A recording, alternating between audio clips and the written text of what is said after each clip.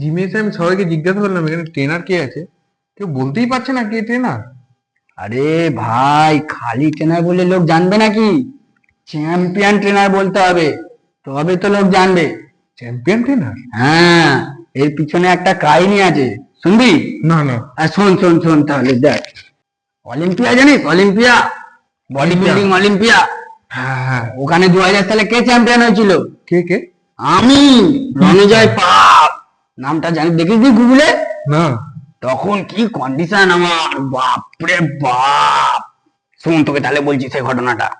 তখন আমি স্টেজে নেমেছি, এদিকে 10টা এক, এদিকে 10টা এক। 10টা? হ্যাঁ, কি খতরনাক কন্ডিশন। জাজমেন্টে কে ছিল জানিস? রনি কোলম্যান, কিথ বামস্টার। বাপরে বাপ! ওখানে জাজরা কেমন চেল্লাচ্ছিল, সবাই হো হো হো হো করছে। তোমার নাম নিচ্ছিল? হ্যাঁ, জানিস না তুই? না। তুই তো যেসব জানবি কি করে, সব বহুত দিনের ঘটনা। তারপরে কি কন্ডিশন আমার, এরা মোস্ট মাস্কুলার মেরেছি, স্টেজে তো আগুন লেগে যাওয়ার খাপ।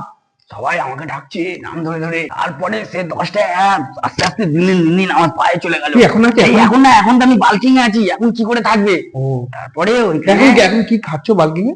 বাল্কিং এ সকাল বিকাল পেটাই পকোড়া, আর তার সাথে চপ, দুধ দিয়ে চপ। অ্যাব রাখবে এরকম পায়ে? একদম দুধ দিয়ে চপ খাবি আর পেটাই পকোড়া, তেরে অ্যাবস বেরোবে। তারপরে তোকে মেডেলের ঘটনাটা বলছি শোন। তারপরে ওইখানে আমি চ্যাম্পিয়ন মারলাম। চ্যাম্পিয়ন? হ্যাঁ, চ্যাম্পিয়ন, চ্যাম্পিয়ন অফ চ্যাম্পিয়ন। এ কি ঘটনা! ওখানেই মেডেল দিল না রনি কোলম্যান, তারপরে মেডেল দিল কোথায়? আমার ঘরে। এ বাবা! ঘরে এসে দিয়ে গেল, গলায় মেডেলটা পড়ালো, বললো রণজয় তুই রণজয় নয়, তুই ধনঞ্জয়।